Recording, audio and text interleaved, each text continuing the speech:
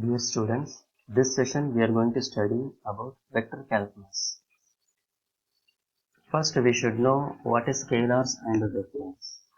A scalar quantity has only magnitude, a vector quantity has both magnitude and direction.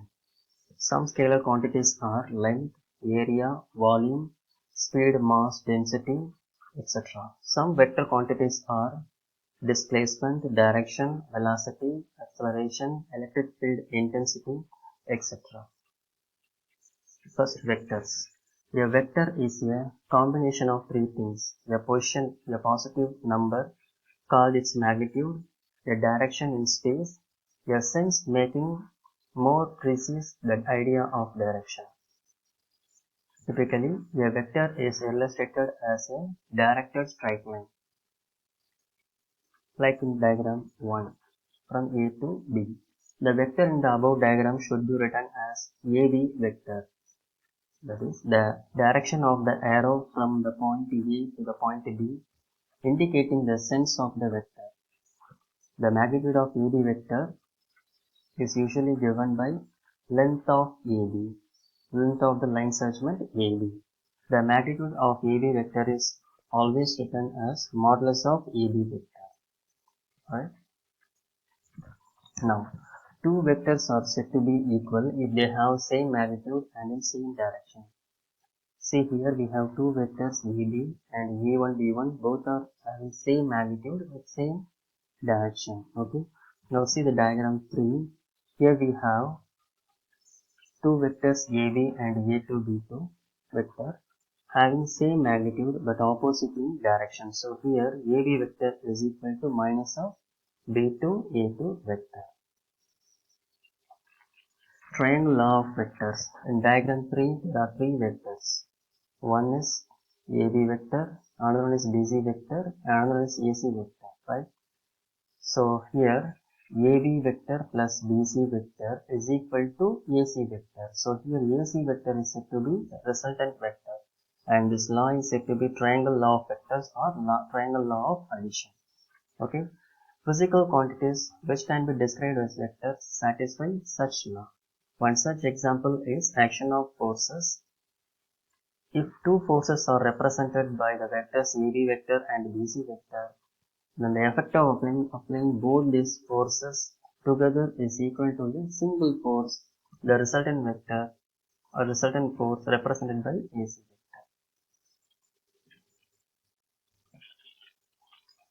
Position of a vector. So what is position of vector? A vector that starts from the origin is called a position vector.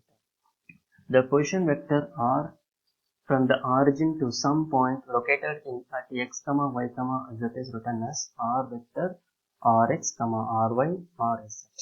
Right, where rx, ry, rz are components of the position vector. Magnitude of a vector. The magnitude of a vector is determined by Pythagoras theorem. Right. For example, modulus of this vector is modulus of r vector square root of rx square plus ry square plus rz square. So this is known as modulus of vector or of a vector in Cartesian coordinate. Point vector in 3D. Right. So here P0 is a point, x0, y0, z0. What is x0? Length in x-axis. What about y0? Length in y0. Y-axis. Z0 is length in z-axis, right? So here I vector along x direction and j vector is along y direction and z vector is along, k vector is along z direction, right?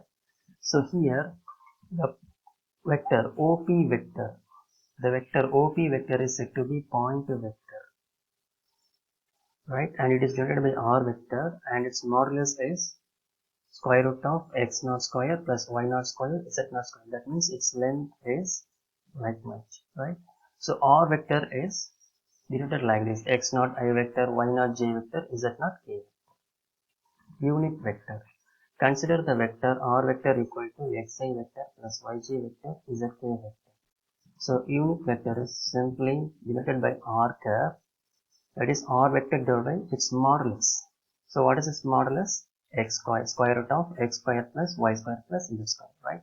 So therefore r cap, unit vector r cap equal to xi vector plus yj vector plus zk vector by modulus of r, right? Direction cosines, right? Let P be the point in the space, right? Alpha, beta, gamma are the angles made by the directed line segment OP with origin, right? So the line OP makes an angle alpha with x-axis, beta with y-axis, gamma with z-axis, right? The direction cosine of OP vector are simply cos of alpha, cos beta, cos gamma, right? So here we denote L, M, N. The direction cosines are denoted by L, M, N, right? If L, M, N are direction cosines of OP vector, then or of a line, then L square plus M square plus N square equal to 1. This is the condition to check whether the three values are direction cosines or not, right? Next one is direction ratios. A set of three numbers A, B, C which are proportional to the direction cosines L, M, N respectively are called as direction ratios, right? Suppose if we have 2 points x1, y1, x2, y2, x2 is it x2 sorry x1, y1 z1, x2, y2 z2, then the direction ratio is simply x2 minus x1, y2 minus y1, z2 minus z1. Angle between two lines. Suppose L1, M1, N1 are direction cosines uh, of one vector and L2, M2, N2 are direction cosines of another vector. The angle between these two vectors are given by cos theta equal to modulus of L1 into L2 plus M1 into M2 plus N1 into N2. Right now, vector products. There are two types of vector products. One is dot product, another is cross product. Dot product. The dot product of vectors A vector and B vector is defined as A vector dot B vector equal to modulus of B cos theta, where theta is the angle between these two vectors. So see the diagram here. So this is A vector, this is B vector, right? What is A vector dot B vector? That is equal to modulus of A into modulus of B into cos of angle between these two. Okay. So theta is the smallest angle between vectors, that is in the range of 0 to 180 degree. Some properties of dot products. The result of dot product is always scalar. So this is also said to be scalar product. This vector is also said to be scalar product. The units of dot product will be the product of units of the A and B vectors. Now, the dot product A vector dot B vector equal to AB cos theta is easy to evaluate for I, J, K. I represents unit vector, J, K are represent unit vectors mutually perpendicular to each other. If they are different, for example, Ij means 0. If they are same, I dot I means 1, J dot J means 1. Okay, likewise, right? Suppose if we have two vectors, A vector and B vector, their dot product is very easy to calculate. Simply multiply corresponding components and add them. Ax into Bx plus Ay into By plus Az into Bz. So adding all the result, we get A vector dot B vector. Now next vector is cross product. So this is vector product, also called as vector product. Suppose if you have two vectors A vector and B vector, the cross product or vector product of A vector and B vector divided by A vector cross B vector, right? Suppose if A vector equal to 0 or B vector equal to 0, then A vector cross B vector is 0.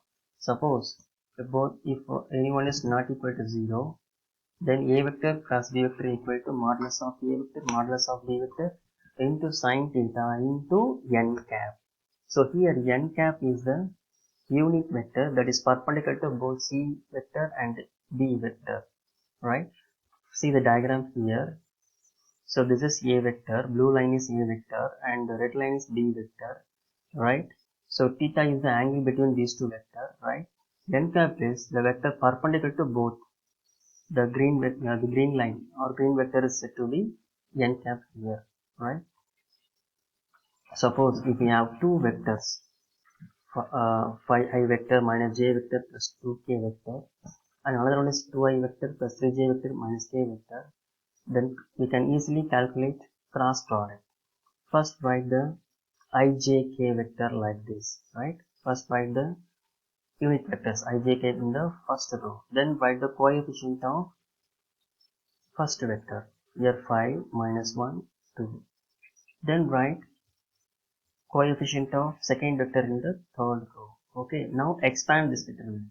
If we expand it through I vector, we can write like this: minus 1 into minus 1 minus of 3 into 2 plus, see here, minus of j vector is 2 into 2 minus 5 into minus 1, so here it is minus here actually, plus k vector into 5 into 3 minus of 2 into minus 1. Just expand like a determinant. Okay. Thank you.